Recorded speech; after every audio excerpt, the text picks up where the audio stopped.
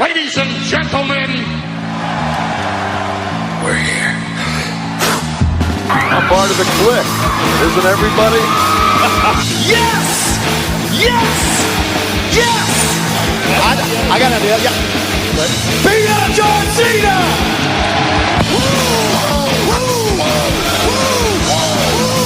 Give me a hell yeah! Oh, a little bit of the bubbly. Too sweet!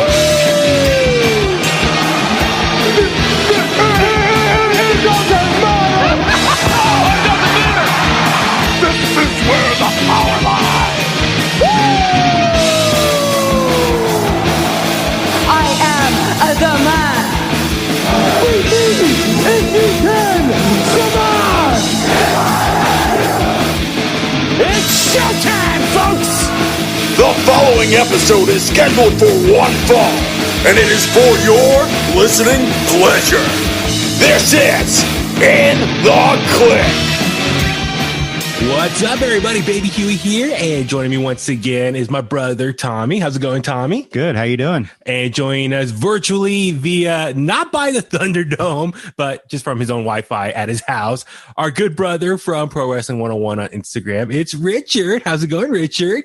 It's going fine, Daniel. How are you? It's good. I'm excited. So this is kind of like another test run, a pilot run of In The Kliq in our new setup, if that makes sense for all the Kliqsters listening right now. Hopefully the audio doesn't sound too much different. Hopefully, if not for the better.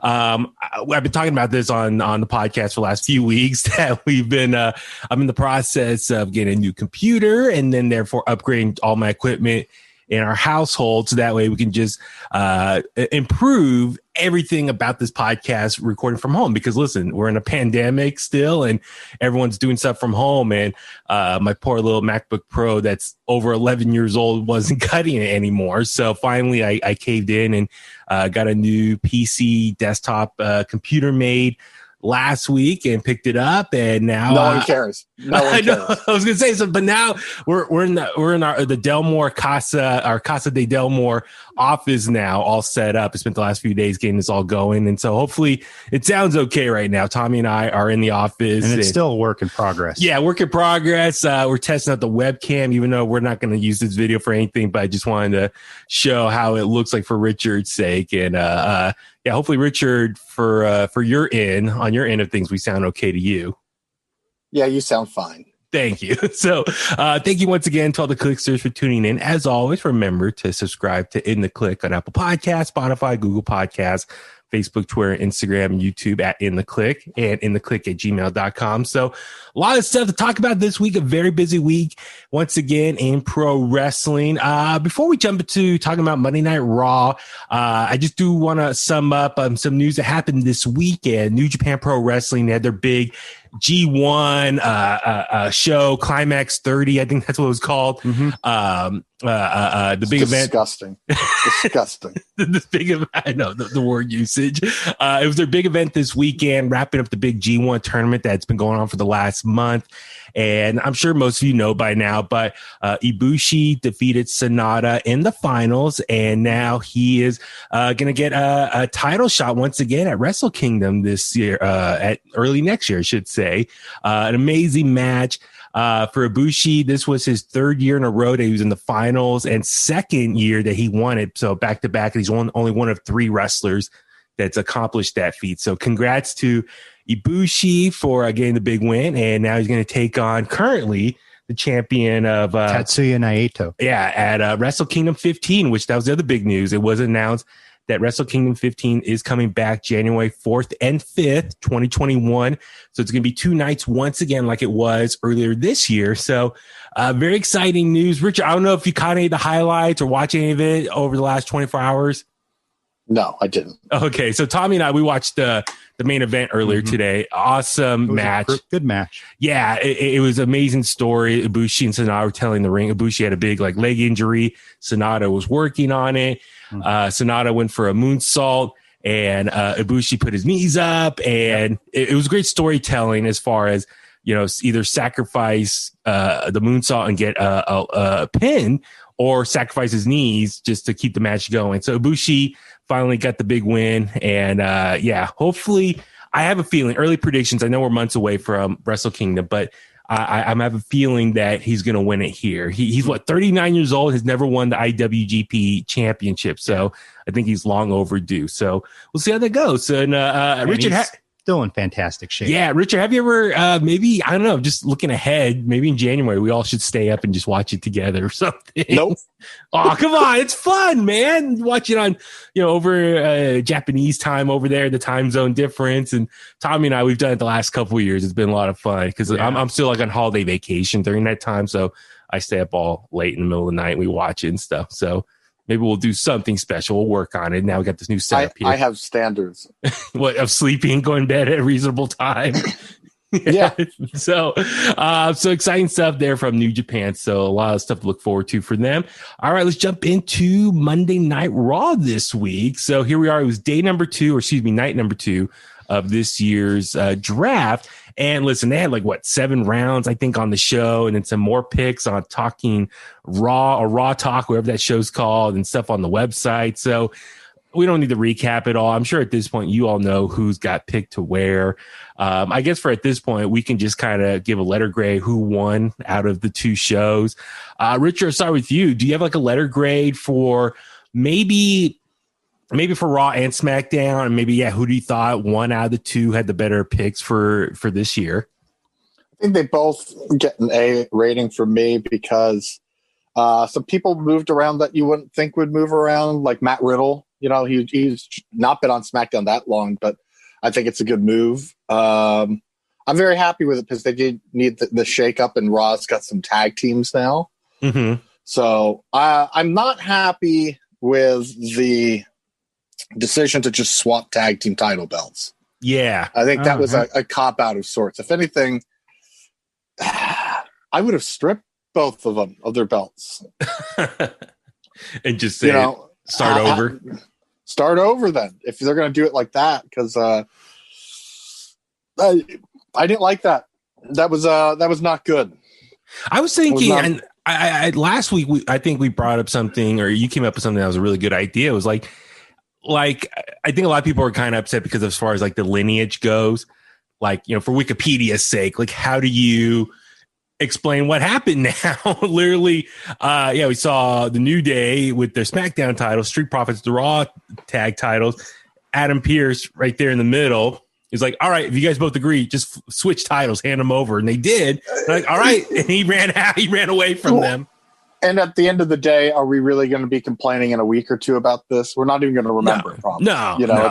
But, in the moment, it was just one of those things that I thought was cheap. I think either, you unify them, and then that way whoever the winners are can defend the titles on both shows. That way, star power can bounce around from show to show, and they can some fresh matchups on tag teams. Or even I think what you mentioned last week was rename them. One set can be WWE tag titles, and the other ones can be the Universal tag titles or World Heavyweight tag titles, or that way it's not necessarily recognized by the name of the show. It just has its own unique name. So if it goes from one show to the other, it's not a big deal. You don't want to make it confusing. Yeah, for future events like this. So I don't know. I was just kind of in the moment I was like, well, that's it. But I guess, even Xavier, he was like, okay. So but as you said, a week or 2 from now, people are gonna, who cares? It's just it's a new reign. It's okay, New Day.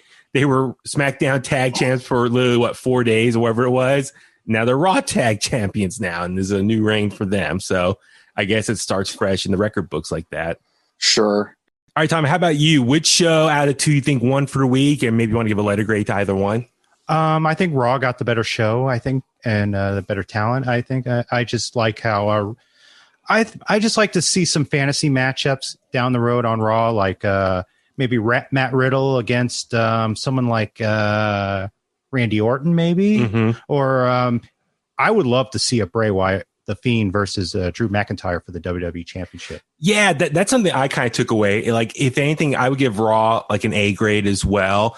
As far as I think what Raw did a great job this time around, as far as they picked up, I think a lot of heel superstars right now that can be future competition for Drew McIntyre for someone to defend the WWE Championship against in future matchup. Overall, my grade for it was probably about a B.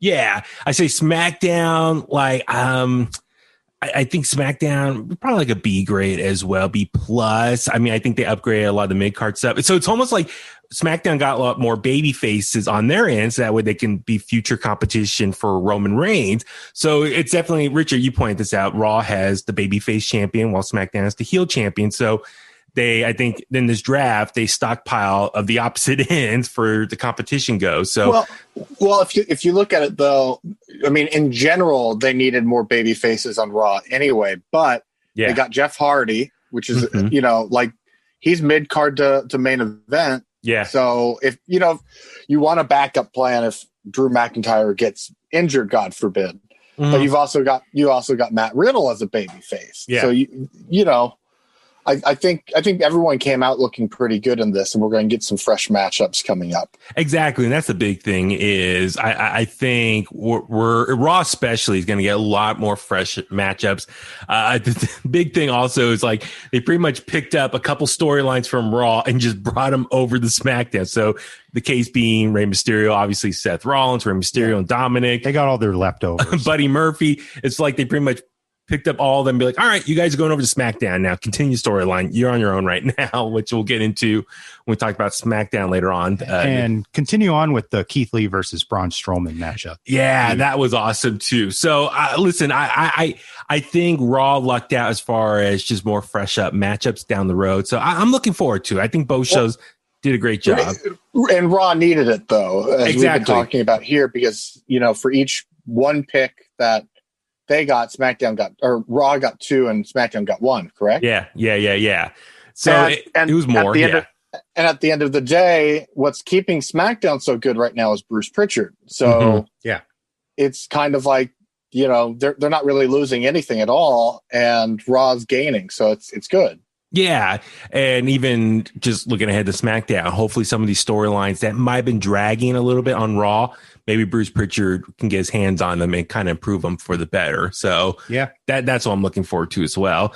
So let's kind of just quickly run down some of these matches here. Also, real quick, before I forget, so Richard, it was kind of announced over the weekend that the future of Raw Underground is currently on hold.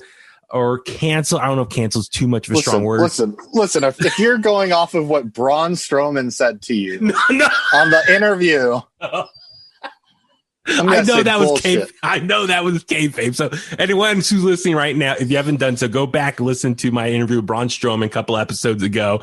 I asked him about the future of Raw Underground, and he said he pretty much ended the show. He said he chased him off. The big mean bully that he is.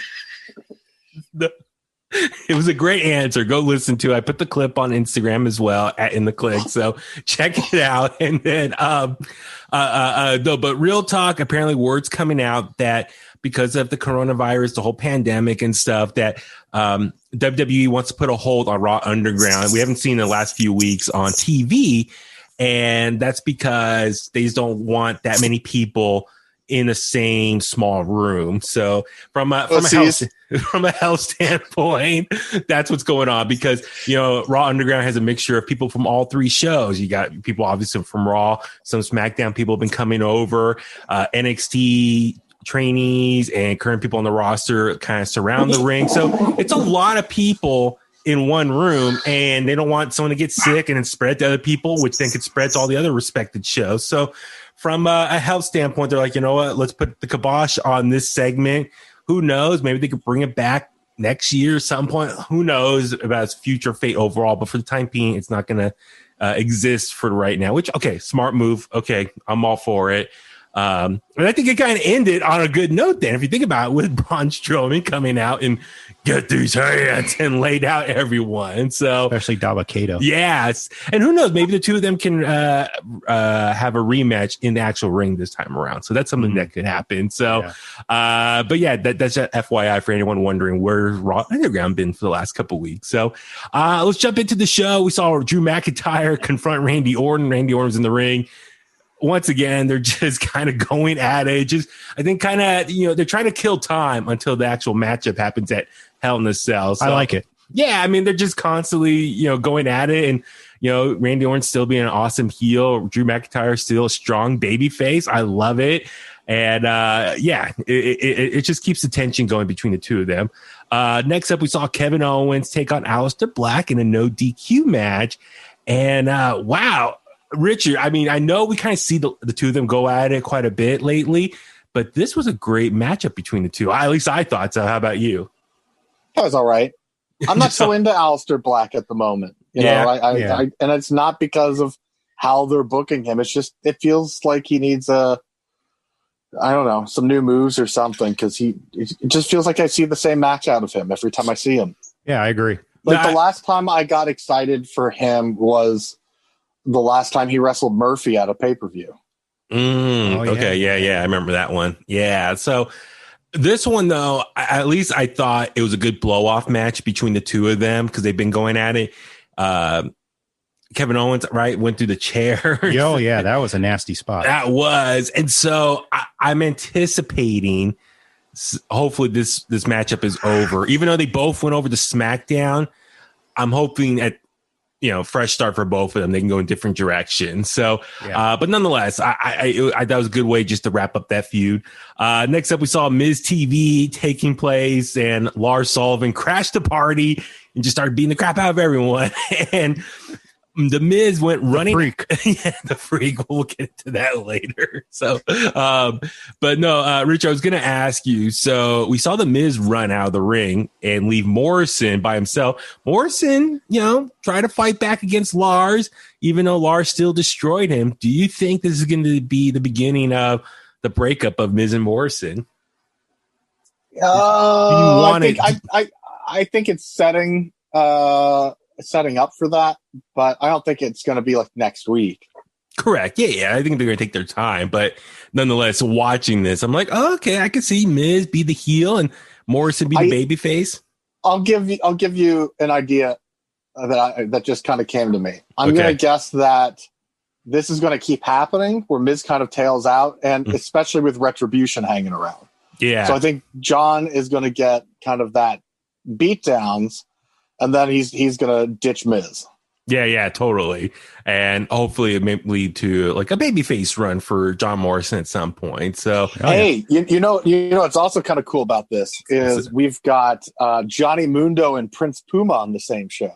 Yeah, that is true. So I wonder if they'll be in the ring. Maybe they'll somehow acknowledge it for us fans back at home that, hey, like they do have history together. So I just think the matches are going to be stellar.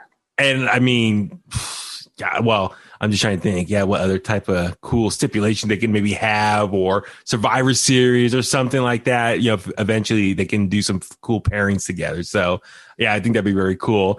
Also, we saw Seth Rollins come out for his big Raw farewell address, and he was interrupted by Jeff Hardy. And then AJ Styles. As he was walking out, AJ Styles comes out and calls him out and says, "You're not some Monday Night. You're never Monday Night Rollins or something." Like and Seth got pissed. It came back to the ring, and it led to a triple threat match, which I thoroughly enjoyed it. Like, I don't know about you, Richard, but I thought that was pretty almost pay-per-view level quality matchup right there between the three of them. Absolutely. Anytime you can get Seth Rollins and AJ Styles in the same ring, I think there's going to be magic there, because let's face it, those two are probably the best in-ring athletes on the planet. Yeah, absolutely. So it was a great matchup there. AJ Styles did pick up the victory, so that's cool. And thanks to Elias. Well, and that's the thing. So the big also takeaway was we see Elias make a big return, and he interferes in the match, and he hits Jeff Hardy with the guitar. And then he did a promo or an interview backstage and says he didn't forget that Jeff Hardy was the one that took him out. And it was like, wait a sec, I thought we all knew that it was Sheamus that was the one that took him out. So yeah, I don't know. Hopefully maybe they'll clarify. Maybe Jeff Hardy be like, dude, what's wrong with you? It wasn't me. It was Sheamus all along. And I don't know. And Sheamus is on Raw as well. So maybe the three of them can kind of tear it up somehow. I'm not quite sure. We'll see how that goes. Also, a tag match between Mandy Rose and Dana Brooke taking on Natalya and Lana. And Mandy Rose and Dana Brooke got the victory here. You like this one, Richard? No comment. Okay, so the two of them get the win, and then Natty pretty much told Lana, like, this ain't working out. It's not working out. You're not doing any good. We're not. This is not working. And sure enough, it led to Natty getting drafted over to SmackDown anyway, and Lana staying on Raw. So it was a nice, easy, simple way to break up the two. And then we saw Angel Garza take on Andrade. Oh, yeah. And Angel Garza got the victory. But the big thing was we saw The Fiend and Alexa Bliss come into the ring and attack Andrade and Selena Vega. So, Richard, I'm digging this, man. Alexa Bliss just, it keeps adding fuel to the fire. Her relationship with The Fiend and kind of being like his assistant, I guess you could say. I don't know what else to kind of call it as, but I'm loving just this new storyline for the two of them.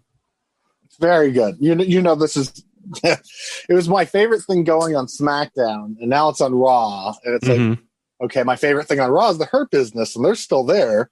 Yeah. So it's just kind of like there's a lot to look forward to on Raw now. I think this week's a little bit muddy just because it's a draft week, but I think going forward, when we really get to see what these new rosters are going to look like, Raw's going to come out looking pretty good here.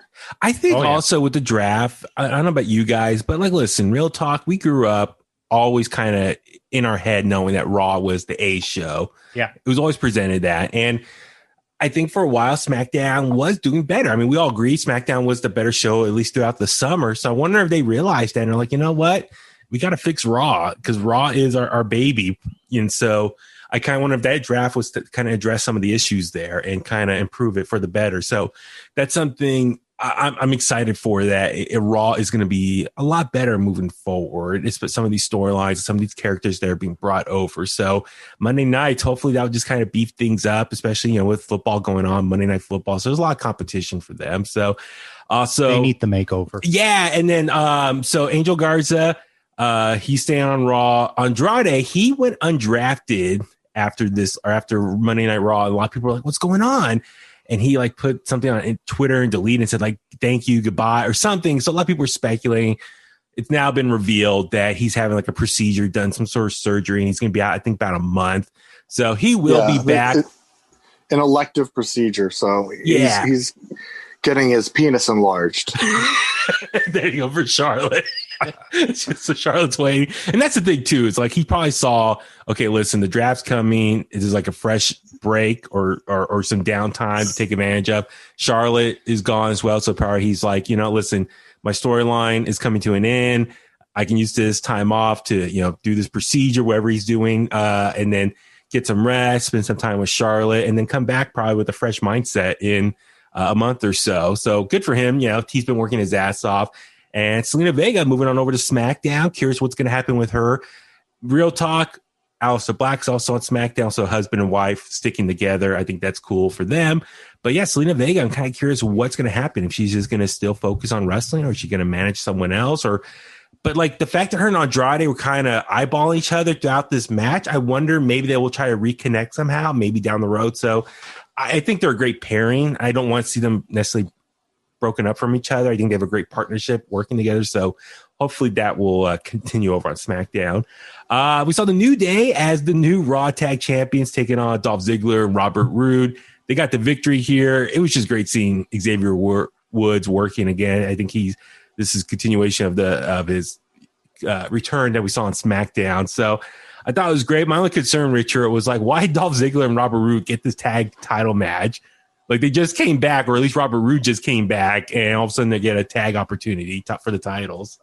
Well, I think it's more about them showing off that they've got tag teams on Raw again. Because they haven't. It's been Andrade and Angel against the Street Profits for the last 3 or 4 months. So they're giving you something different. Plus, you haven't seen Robert Roode in how long? So I mean, at least 6-7 months. The whole pandemic, and he's been stuck in Canada, I believe, this whole time. And so, but he did cut his hair. That was something I noticed, was he cut his hair. Richard, I don't know, or Tommy, you guys saw. So there was, speculation, he was growing his hair out, and there was all the rumors, or James Storm did say in an interview that he was supposed to come work with WWE. So I wonder, a lot of people are speculating, is Robert Roode growing his hair out so that way James Storm comes back and they can kind of become a tag team again, like in TNA and beer money. And so that's why, Robert Roode's growing his hair out to match James Storm again. I think you were probably more so looking at a situation where someone was in quarantine and they couldn't. No, seriously, because I haven't got a haircut proper. Yeah, I've cut my own hair throughout this. So, pretty good job. Yeah. No, not in the back.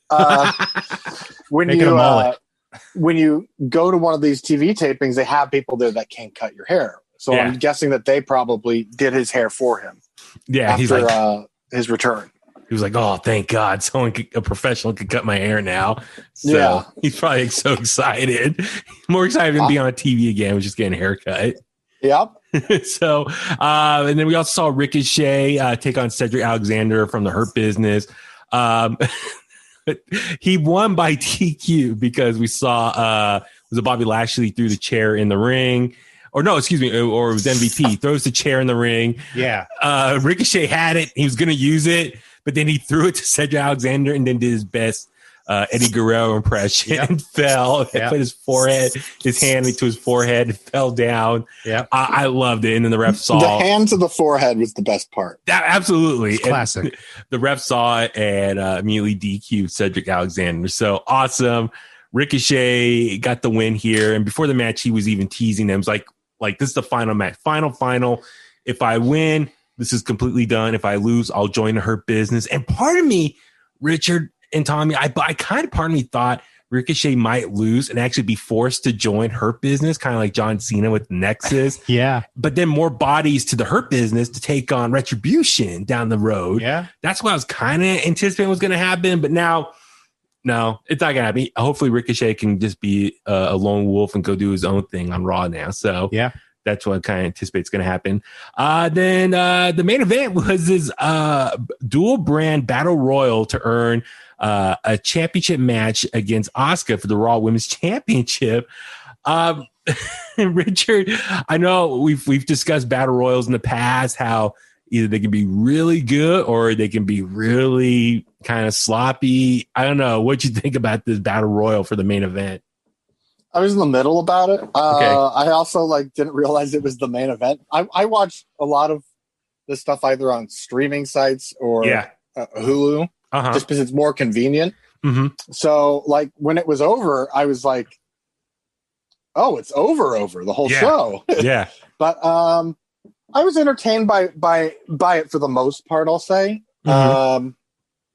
I mean, the Lana, I'm not sure why they had Lana win it, but as I sent you last night, the Instagram build-up for this match is hilarious. So if you guys have time when you hear this podcast and it's before Raw, go to Lana's Instagram where she's training with Liv Morgan or Natalya. And then go to Asuka's, because all Asuka's doing is laughing on the ground and says, "Seriously." Yeah, I've seen that video. Yeah. It's great. I mean, Lana's doing the whole egg thing and punching boards. She's doing Karate Kid. Yeah, exactly. So I'm with you though. Like Asuka, I mean, I love Asuka. Well, she's the best. Now, yeah, exactly. Now I want to see this match just to see how either quick it's going to be or how much Asuka's going to torture her. And that's the thing. I wonder, will it be a squash or will Asuka actually kind of play with her and drag it out and just beat the crap out of her slowly? And here's the thing. So I don't know if you guys both noticed. So Lana has gone through a table. I think every week for the last 4 weeks. Yeah. So that's the funny thing with Lana is she's been taking a table spot for the last 4 weeks. And so a lot of people are speculating, obviously, with her husband, Rusev, now Miro, said some stuff on AEW Dynamite last month. So as a form of punishment, Lana, her real life, or Rusev's real life wife, is now getting punished every week on Raw now. So I don't know. I mean, we've heard stories in the past where people get punished in other ways. It's fine. He's getting punished enough where he is. so anyway, I'm just Zing. saying. So it's just kind of funny. Lana taking all these table spots, and now, but then again, she's getting rewarded for a Raw Women's Championship match. But then again, it could be even more embarrassing. Like it could be more of a beatdown. Here's the thing, though. This is something that everyone likes to talk about. Is the WWE likes to bury people thing, right? Yeah. Well, you can take it that way, but sometimes they test you to see, how much you got in you. Yeah. When the Kliq thing happened at Madison Square Garden and Triple H stayed behind, he got shat on pretty hard for a while. And then, you keep your chin up, and after a while they push you to the moon because they know that you've got, the intestinal fortitude to deal with crap. Yeah, absolutely. So that's true. It's like this all could be a test. Maybe they do look at the year before Drew McIntyre came back. He lost every single match for a year. Yeah, are you talking about in other promotions? No, and on Raw. Oh, before he won the world title. Oh yeah, when he's more like a heel and stuff. Yeah, when he was with Shane and everything. Every match that year he lost. Yeah. And now he's pushed to the moon. Yeah. It's a good way, to test them. It's like let's beat you down. WWE is all about the long game, the long-term storylines. Like people look at it because they want to think of it as week-to-week television, but Vince has a bigger picture. So, and he tried to push Lana years ago. He's trying again now. They never sent Lana to NXT. They know she's good enough to be where she is. It's just a matter of giving her more time in the ring. And she's been getting more time in the ring. Yeah, it's going to be interesting what becomes of this as far as all the table spots and how this match with Asuka plays out. And then what's her long-term storyline going to be? Because, okay, she's done with Bobby Lashley. That storyline's done. She's done now being friends with Natty. So, like, what's next for her? She's got a huge push this whole year, if you think about it. Yeah. And by push, I mean TV time. Yeah, absolutely. People didn't like the wedding. I was entertained immensely with the wedding stuff. Yeah. I thought that whole thing was so ridiculous and over the top. But they gave her so much time to talk.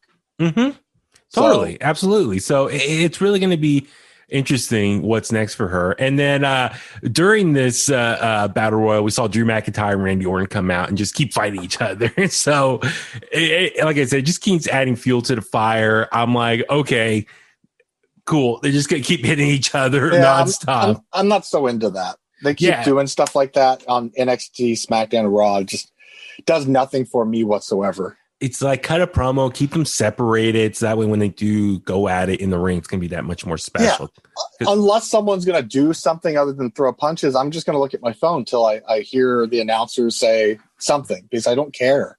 Yeah, absolutely. So it's all right. It is what it is. So, but overall, Raw, I think, is very good for the second night of the draft. And now, looking ahead, so this coming Monday Night Raw, it's going to be the season premiere. Braun Strowman taking on Keith Lee, and I think a lot of these new fresh storylines are hopefully going to start taking place because now that the dust has settled post draft, they can kind of pick up some new storylines moving forward. So something to look forward to. Jumping on over to Wednesday night, we saw NXT. And it's we're on the road to Halloween Havoc now.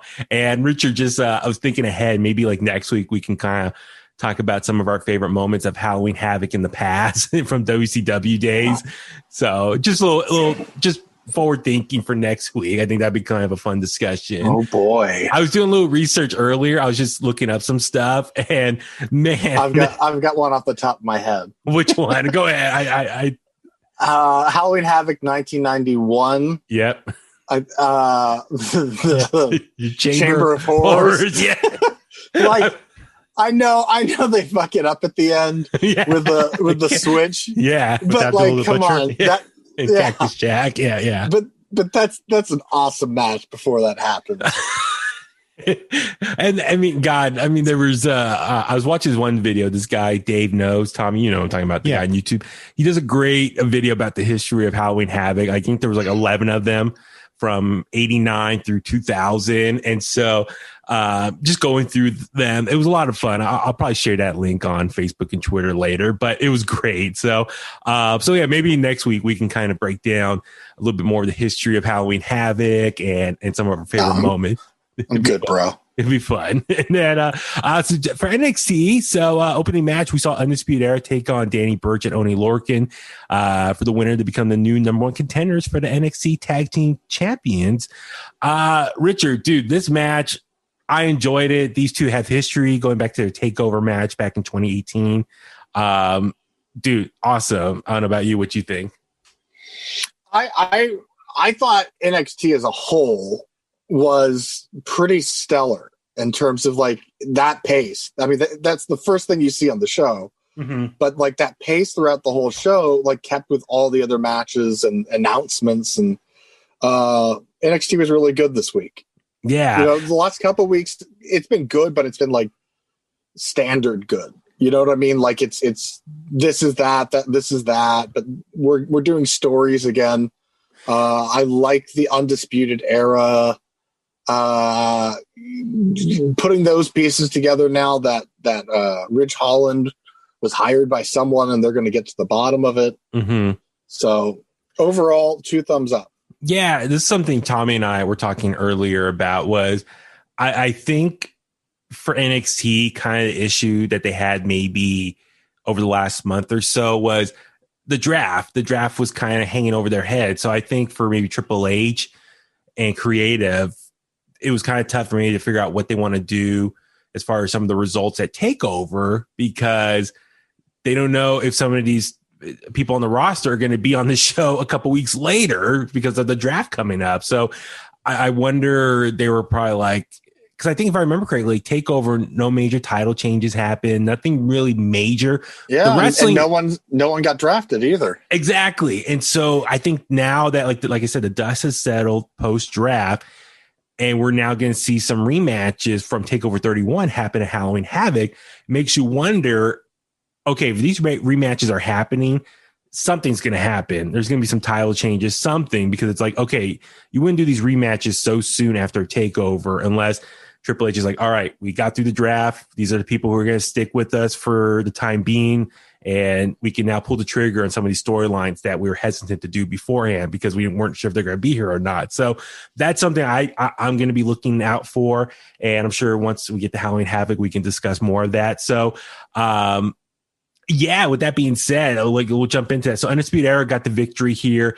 And as you said, they cut the promo before the match, since they're going to look for who hired Ridge Holland. And it's like who done it type of situation. And also, I wonder now, maybe they'll take their time a little bit if this quote Undisputed Era is really going to break up or not. So it's going to be interesting because of Ridge Holland's actual injury, if that's going to kind of change up the storyline a little bit involving Undisputed Era. Next up, we saw Jake Atlas defeat Ashanti Adonis. Cool match here. And then we saw members de Fantasma. Yeah, members of them come out, confront them, and then Swerve comes out, and then Escobar comes out. And so it's like a stare down 3-on-3. So I wouldn't be surprised that's going to lead to a 6-man tag next week on NXT. So the next up, we saw Johnny Gargano take on Austin Theory. Richard, I was actually kind of impressed with Austin Theory's match here against Gargano. I mean, I know Gargano got the victory here, but Austin Theory, I think he really held his own in this match. He has. They even Barrett even said it on commentary. What I've been saying the last couple of weeks, where he's been having these matches with really established people and losing efforts, but he is improving his own against all of them. You know, like they're not squash matches. He's getting offense but it's just, he can't get that win. He comes close, but he can't get it. Yeah. He's a heel. Yeah. And that's the thing too. I mean, like, Tommy and I were talking beforehand, was like, okay, Austin Theory, was off TV for a long time and whatnot. And now he's coming back. And I wonder, as you just mentioned, he's maybe this is his form of a punishment. Like Lana is getting punished on Raw. Like maybe Theory is kind of eating up a bunch of losses. It's kind of testing him. And if he gets through this time period, then maybe moving forward, he's going to be the next big push that they're going to give someone in NXT. Or it's storyline. You have him because every week he comes out and he's like the cocky jock kid. Yeah.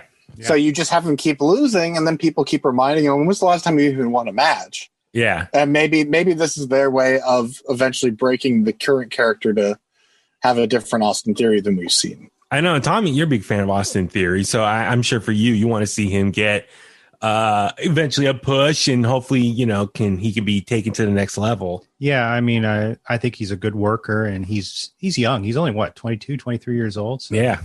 We'll see. Yeah, no, Austin Theory, I think, has a lot of upside. So I'm still looking forward to what's coming next for him.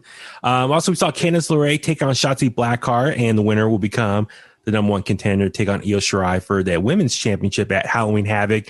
Candice LeRae got the victory after was it Indy Hartwell helped out, gave her the brass knuckles, and knocked out Shotzi Blackheart, and a little bit of a bummer. I think a lot of people probably were hoping, Richard, for Shotzi to win, and that way she could be the host of Halloween Havoc and also get a title shot in the same night. But no, Candice LeRae won, and it's going to get a rematch, her takeover rematch. So, do you think early predictions? Do you think Candice LeRae could get a victory over Io Shirai and become the new women's champion?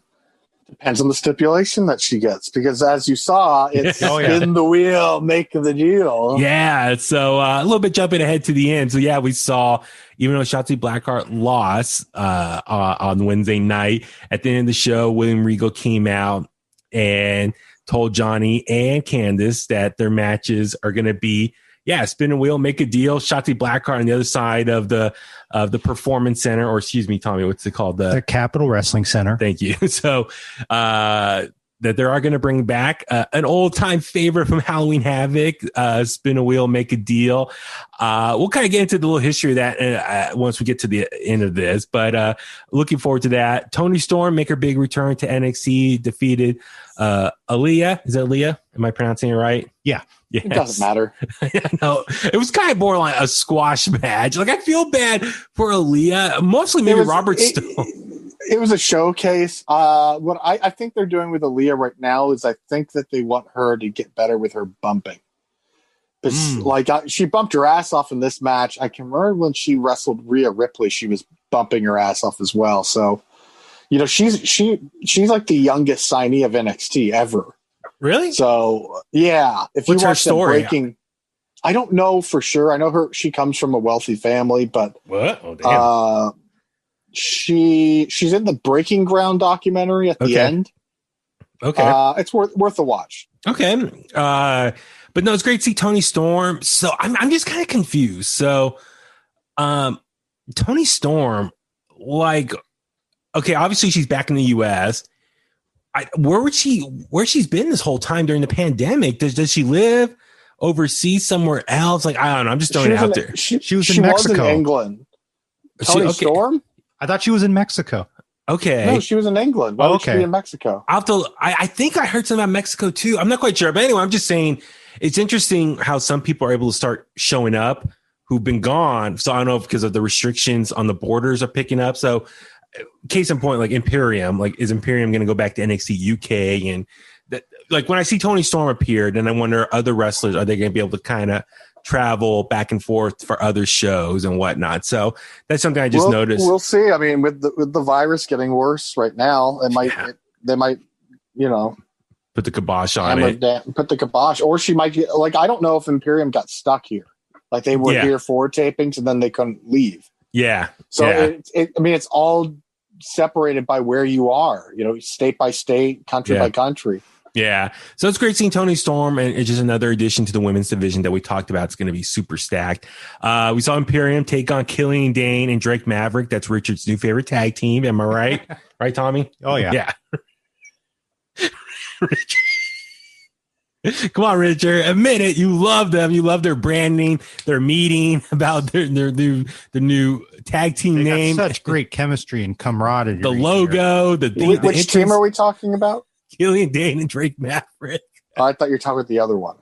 The best tag team in NXT. Okay, so they fought Imperium Unfortunately, they lost. Imperium got the victory here. But the big thing was after the match, Drake Maverick is outside. Everrise comes out and very much like 80s movie bully style, just start picking on him. They're taunting him. And then Killian Dane comes out and around the corner and starts beating the crap out of him, tells him, I'm the only one that can punch you. So I it's another odd couple. It's so old. Killian Dane is the top in this relationship. Exactly.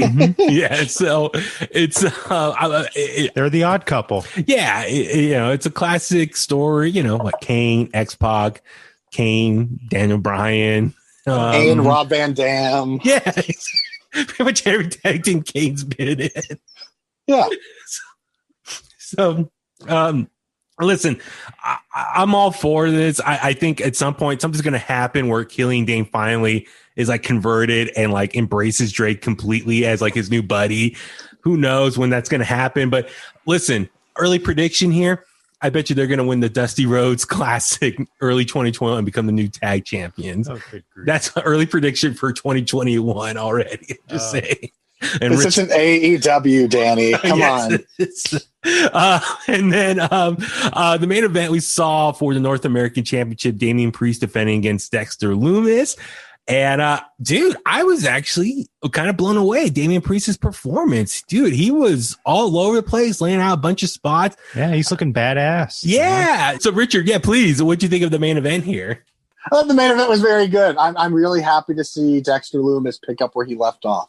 Yeah, it's interesting. Like, maybe we can save this for another time. I know we're kind of running short on time, but I would like to get in a discussion about Dexter Lumis's character and if it's working or not, because I've seen a lot of people kind of on both sides of the fence.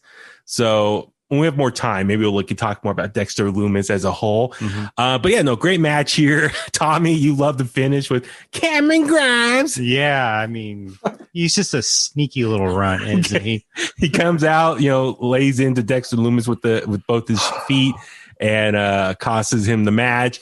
And I just like he was just laying there outside of the ring and he's giving like the thumbs up right in front of the camera. He's laying on the ground. He's such a loudmouth. He's a weasel, man. I love it. It's great. So no, it's great. And I'm going to be kind of curious to see how Dexter Lumis is going to be presented at Halloween Havoc. I think they're going to have some real fun with his character. Yeah. I think he should come out in full body paint. See, that's the thing. What can he kind of lurk around in? He fits that scary Halloween vibe already. So but he kind of had that thing going with him in Impact. Yeah, when he was Samuel Shaw, he was kind of like that. He had that storyline. He wore the Dexter clothes, and then he killed Mickey James. Yes, he wore and like he was the T-shirt with buttons down the front, right? Like and he had 4 or 5 buttons going down. Well, he had that storyline thing going with Christy Hemme. And he was like infatuated with her, and she was just all like, he was stalking her. Right. And then he stalked Mickey James and he pushed her in front of a train. Right. Oh my God. I remember this.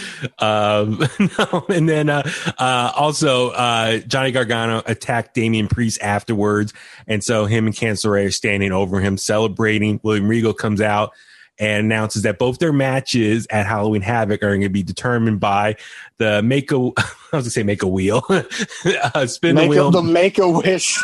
It's Wheel of Fortune. I like to buy a vow. No, but the spin the wheel, make a deal. So we see Shotzi Blackheart come out, the wheels behind her, and we see kind of some of the different options there. I think they're listed online. So I'm excited for the potentially the different matchups here. Like I said, maybe next week we'll kind of break down more of the history of that, of the wheel itself. And it was a creation from WCW. Not, I think for the younger people, younger listeners out there, they might assume that was from Raw and SmackDown back in the day with Eric Bischoff. Like, no, this has a long history in WCW, like almost 30 years ago. So, we'll talk more about Halloween Havoc's history next week. But I'm excited for it. So the build-up for Halloween Havoc, I'm all in and hope they have the full props and everything out there and the pumpkins and tombstones and all that good stuff. Jumping over to Thursday was NXT UK and 3 matches here. We'll power through this super quick. So opening matchup was the Heritage Cup first round match. Dave Mastiff defeated Joseph Connors. And Richard, I was actually kind of surprised. We had a knockout here It was Tommy, in the third round. I thought, it was in the third round. Mastiff just elbowed him, and he just knocked him out cold. Yeah, he laid a couple of punches, and he was laying there on the ropes right there, practically. And that was it. I was like, okay, cool, all right, something different. I mean, I liked it. Yeah, I mean, and that's part of the stipulations. A knockout or DQ ends the match right away. So I was all for that. We saw Piper Niven defeat. Was it Isla Dawn? Yes. Very cool. I'm a big fan of Piper. I think she's just a badass in the ring. And then the main event, Richard was so excited for this main event, right, Tommy? Yes, he was. I mean, God, he was texting us, telling us how much he loved this main event. He was just anticipating this match, this tag match main event. It was Imperium, Walter, and Alexander Wolf against Pete Dunne, the Bruiserweight, and Ilya Dragunov, who Richard loves. He admires him so much. It's like watching 8mm. Dude, okay, I will admit. Strange noises and please, Richard, please explain your critique us about Ilya Dragunov. I think Ilya Dragunov, his in-ring work is up to par with someone like Finn Balor. Yeah. But what spoils him for me is all of his grunting and the weird noises he makes during the match. And his body language. It's all just overacting for me. Yeah, and I will admit, like, so once it's too much. It's like how Morrow does commentary. That's what he's like, making noises in the ring. I will admit, so what happened was I was watching it yesterday, and I had Tommy come in my room to watch the main event with me. Yeah, and I will admit, Richard, you got in my head. That's all I was hearing. Was every time he came in the ring, he was like, "Oh!" Sounds like he was giving a baby. Yeah, I mean, it was like childbirth. It sounded like a very violent porno. Yeah, like he was moaning. Not like I know what that sounds like, but he was moaning really loud. He was screaming. Yeah. Oh, these facial reactions like super over the top. I'm like, chill out, dude. Relax. So yeah, that's all it is. But he is great in the ring. Yeah. It's like tone it down a bit, man. You got everything else. So I will admit, it did kind of throw me away or take me out a little bit because I'm like, chill out, man. I can't focus on your ring work because you're making too much noise. But I was surprised though that they got the victory over Walter and Wolf. Wolf was taken out, and then Dragunov, Tommy, he does his like little spinner slash what's the term? A bomb, like it's like an atomic kind of. It's almost like he spins and spears the person right. at the same time. And but it's all on his knee. Yeah. And so he defeated Walter. And so that obviously, Tommy, as you said, adds a little more fuel to the fire for their matchup in a couple weeks. Right. So Tommy gave an early prediction that you think Walter is going to win, right? Oh, yeah, absolutely. So, I think Dragunov is not – this is Dragunov's one pin over Walter for 2020, and Walter's going to cream him. Here's the thing about Walter – defending the belt too, you have to keep in mind he's got to keep the belt until he's got an opponent that can beat Walter more than once. Yes, and Dragunov might be able to get a win over Walter once, but he's not going to get him twice. Yeah, absolutely. Yeah. Right. So it's gonna be interesting to see their matchup in a couple weeks. I know I can't wait. Yeah, it's going to be really good. I mean, NXT UK, they've been winning me over for the last month.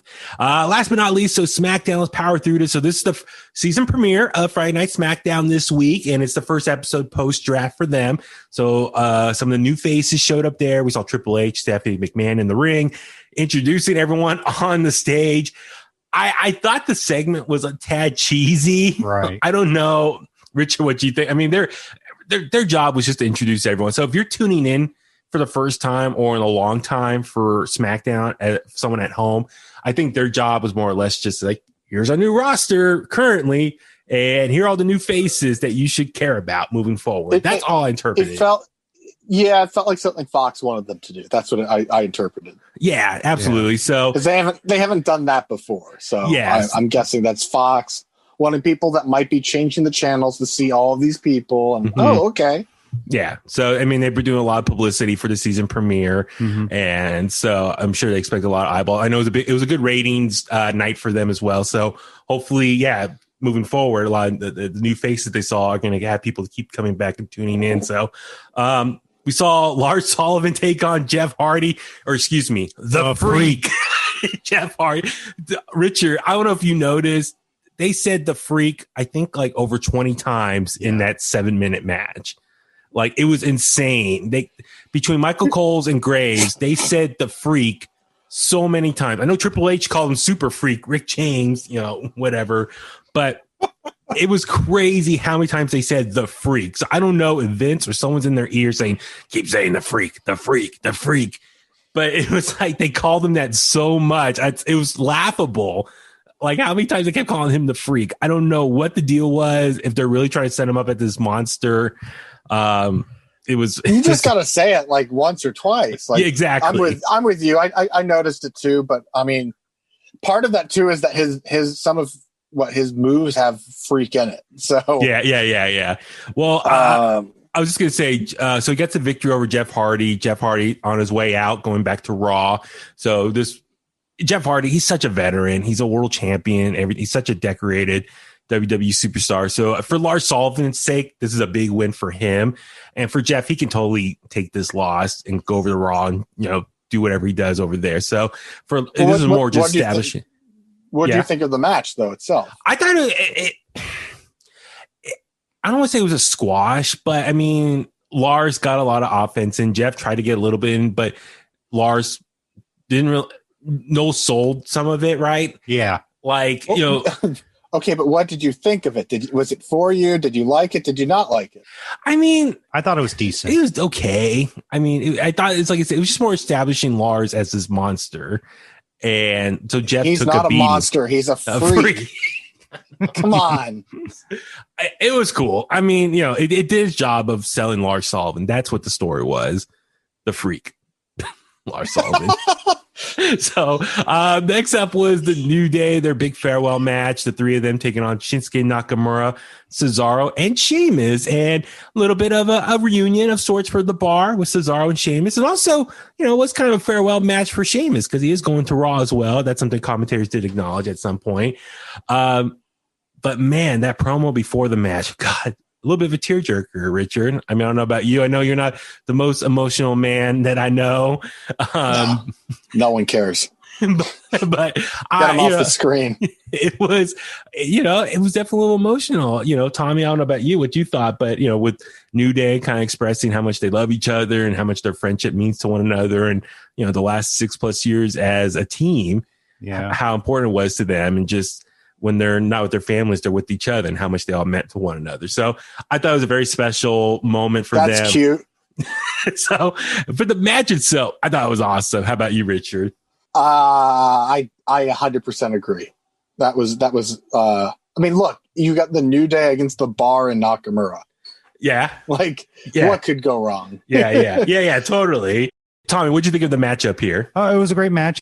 There was a lot of great camaraderie in the match, and it was very well coordinated. So that's all I got to say. Yeah, a lot of great spots here with everyone involved. And I mean, listen, all 6 of them are all just killer. So that was a great send off. And then afterwards, they hugged it out. New Day got the victory. And I think we could talk more. We have some more time to talk about Big E. What's next for him? What's next for the New Day on Raw? So it's going to be really interesting and see how everyone can evolve away from each other. So next up was for the SmackDown Tag Championships, Street Profits taking on once again Dolph Ziggler and Robert Roode. So big week for them. They got both opportunity at the Raw and SmackDown tag titles this week.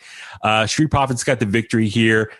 Dude, awesome matchup. So kudos to them to keep the momentum going. Rich, I was going to ask you real quick, that video package with Bianca Belair. I loved it. Right? Holy crap. That was so good. Like, for all the time that they've had her on TV, either on NXT or on the main roster, and no one thought to make a video about the EST, like explaining what EST is. Like, she used to do it in her promos and then stopped forever. But like, if you're just tuning in, you don't know what that is. Yeah. This showed you what that is, and it was amazing.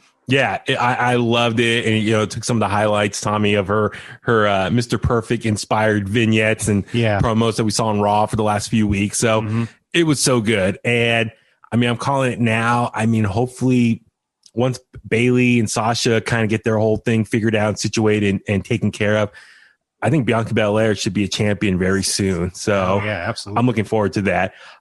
Main event time, we saw Roman Reigns taking on friend of the show, Braun Strowman. Right, Richard? Friend of the show, right? He was just on. No one cares. So for Universal Championship. This matchup, I was it was interesting because I thought Roman was dominating in the beginning. Braun got a little offense back, and then Roman just kind of got control again and beat him with a submission. I was really surprised that Braun didn't get too much offense in. I don't know what you think of the main event. I liked it. I mean, they're building up Roman really heavy and really strong. Yeah. And I have a little prediction here. I'm going to assume we are going to get that match with The Rock. Okay.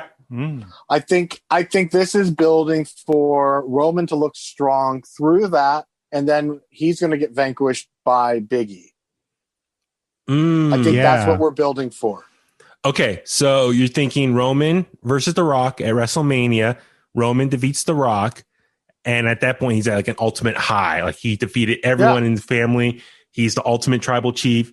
Big E has become the new big baby face to defeat him. You've got a circle where they both start at the bottom, and they're going around at different angles, and then meet back up at the top. Yeah. Oh, yeah. Like, totally. They can build Roman more and more as the heel, and then keep building Big E against all these heels until he gets the big dog. Yeah. Yeah. Guys, what you just described, that's kind of what I wanted for Keith Lee and Karrion Kross a couple months ago. Unfortunately, we didn't get that with the injury, and Keith Lee, I think, was on a quick course up to Raw anyway. So, but nonetheless, I enjoy this main event here. I think Braun, he did his best to look like a badass, and for Roman's sake, for getting this victory over Braun Strowman, it just really solidifies Roman, this new heel persona of him, just how badass he is. But the big thing was after the match, Braun's laid out. Jay comes out and they confront each other, and Roman's telling Jay, like, hit Braun with the chair, and he's like, no. He turns his back, and instead he hits Roman with the chair, and he's like, I love you too. Or Roman said he loves him, but then he turns his back, and then Jay starts hitting him with the chair, and he's like, I love you too. And it was a great moment. And so it's God, the emotions. It's amazing just how much of this family rivalry is happening with this whole family here, and it's just adding so much fuel to the fire for their Hell in a Cell match. So I cannot wait for it. Tommy, I don't know about you, just the main event of Roman just getting teched out by Jay. Oh, I thought it was just a perfect way to build up the main event for Hell in a Cell. Yeah, so it's a lot of good stuff. So I thought SmackDown was a lot of fun, and looking forward to what both Raw and SmackDown have in store this week now that we are post-draft and like these new storylines taking place. So a lot of exciting stuff to look forward to next week. All right, guys, we are running out of time, so let's go home. Richard, where can all the Kliqsters find you online? You can find me at Pro Wrestling 101 on Instagram and nowhere else, folks. You sure you don't have like a secret account that we can follow or, say hi to, slide to the I have DM? a personal account. I have a personal account that I'm going to make private after this. And just let you guys sit there when you try to follow me, and I don't know who you are. You creeps. Tommy, where can all the Kliqsters find you? You can always find me on Twitter and Instagram at IronFist1982. I'm Baby Huey. Follow me on Facebook at Baby Huey Official, Twitter and Instagram at Baby Huey83. And like I said at the top of the show, please subscribe. Apple Podcasts, Spotify, Google Podcasts, also Facebook, Twitter, Instagram, YouTube. Just search for In The Kliq. It's that simple. And on that note, let's go home. And that's the bottom line because Huey said so.